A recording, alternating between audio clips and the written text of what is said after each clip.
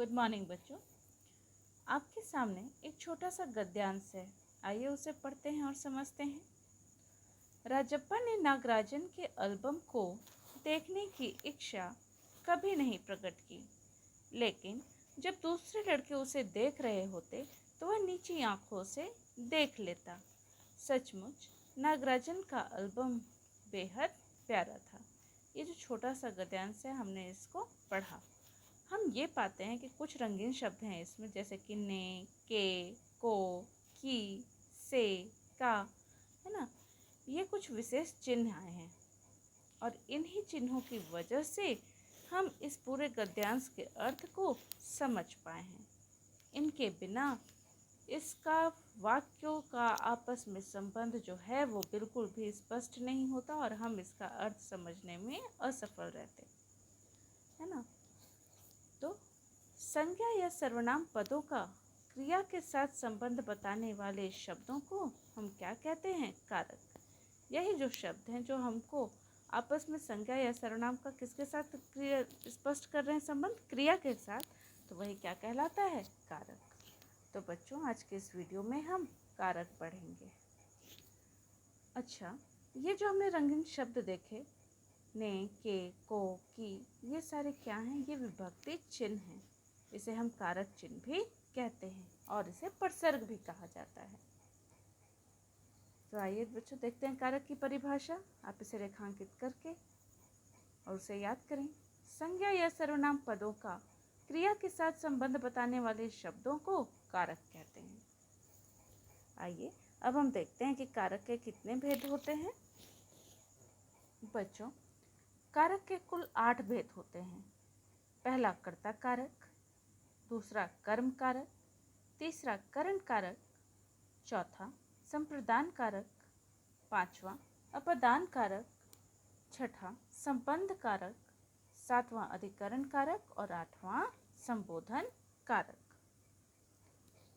तो बच्चों, आइए हम इन कारक के भेदों को एक एक करके समझने का प्रयास करते हैं। कारक के भेदों को समझने से पहले हम देखते हैं कि प्रत्येक कारक का एक अपना मुख्य विभक्ति चिन्ह है। वो क्या है? आइए उसको हम लोग देखते हैं। तो बच्चों, कर्ता कारक का विभक्ति चिन्ह होता है ने। दूसरा है कर्म, उसका विभक्ति चिन्ह होता है को। उसी प्रकार से करण से के द्वारा, संप्रदान के लिए या फिर को, अपदान से, संबंध का के की, अधिकरण में और पर और संबोधन हे ओ और अरे। तो बच्चों, कारक के साथ हमें उसका विभक्ति चिन्ह भी याद करना होता है।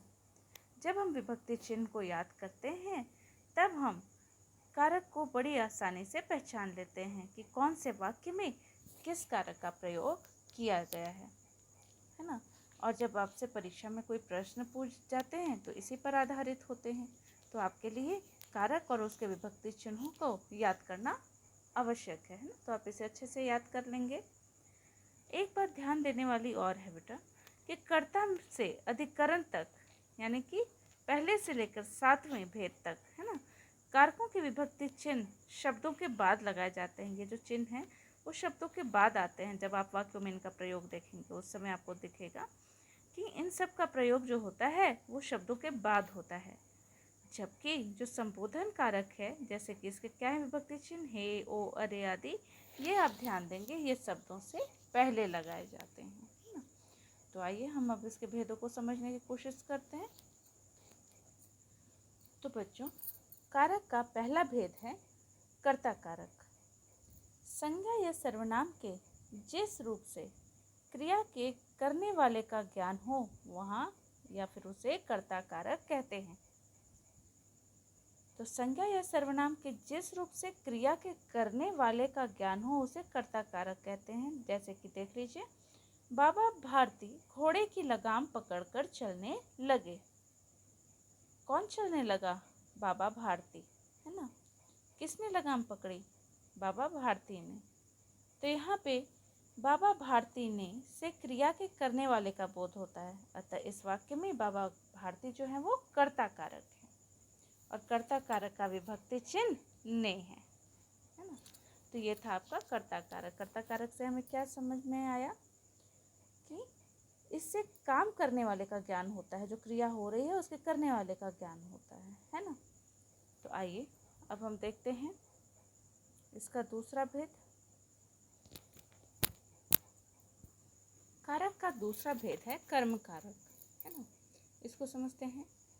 जिस पर क्रिया के कार्य का फल पड़ता है उसे हम कर्म कारक कहते हैं। जो भी काम हो रहा है या क्रिया हो रही है उसका फल या असर जिस पे पड़ेगा वही क्या हो जाएगा, कर्म कारक हो जाएगा, है ना। तो जैसे उदाहरण के लिए न्यायाधीश ने अपराधी को दंड दिया, है ना।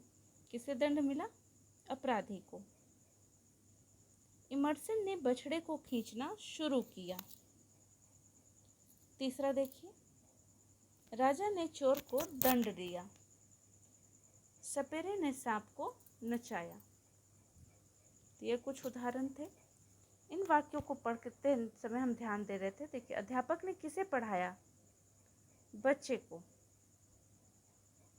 इमर्सन ने किसे खींचा, बछड़े को। राजा ने किसे दंड दिया, चोर को। और सपेरे ने किसको नचाया, सांप को, है ना।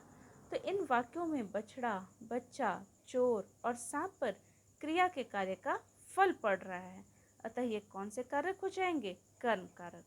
कर्म कारक का विभक्ति चिन्ह क्या होता है, को होता है। कर्म कारक को और भी कैसे पहचाना जा सकता है।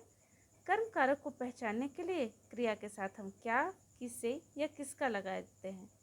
जैसे रमेश चित्र बनाता है तथा राम ने रावण को मारा। इन वाक्यों की क्रियाओं में क्या और किसे लगाने पर रमेश क्या बनाता है तथा राम ने किसको मारा के क्रमशः चित्र और रावण उत्तर मिलते हैं, अतः ये दोनों कौन से कारक हो जाएंगे, कर्म कारक, है ना। तो ये था आपका दूसरा भेद, कर्म कारक। आइए अब इसका तीसरा भेद देखते हैं। बच्चों, कारक का तीसरा भेद है करण कारक। कर्ता मतलब काम करने वाला।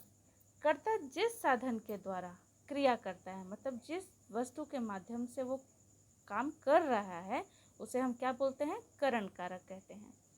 जैसे उदाहरण देख लेते हैं। चाचा जी हवाई जहाज से कोलकाता आए, है ना। किसकी मदद से, हवाई जहाज की मदद से।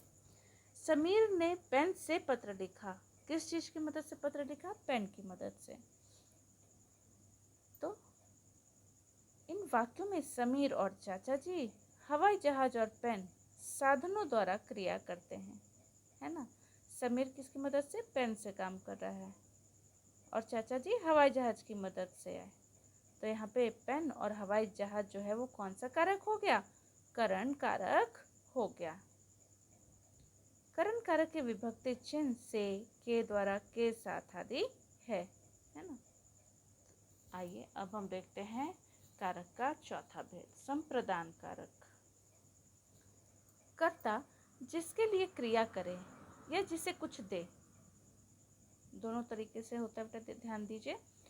कर्ता जिसके लिए क्रिया करता है या फिर जिसे कुछ देता है उसे व्यक्त करने वाले शब्द को संप्रदान कारक कहते हैं। जिसके लिए क्रिया होती है या फिर किसी को कुछ देने के वे में, है ना। तो यहाँ पे कौन सा कारक हो जाता है, संप्रदान कारक। उदाहरण देख लीजिए। क्रांतिकारियों ने देश के लिए जान दी। किसके लिए, देश के लिए। माँ यशोदा श्री कृष्ण के लिए मक्खन लाई। किसके लिए, श्री कृष्ण के लिए। तो यहाँ कौन सा कारक है, संप्रदान कारक। इन वाक्यों में हमने देखा कि क्रांतिकारी देश के लिए और यशोदा जो हैं वो श्री कृष्ण के लिए कार्य कर रहे हैं। यहाँ पे कृष्ण के लिए और देश के लिए दोनों क्या हो गए, संप्रदान कारक। संप्रदान कारक का विभक्ति चिन्ह के लिए तथा को भी होता है।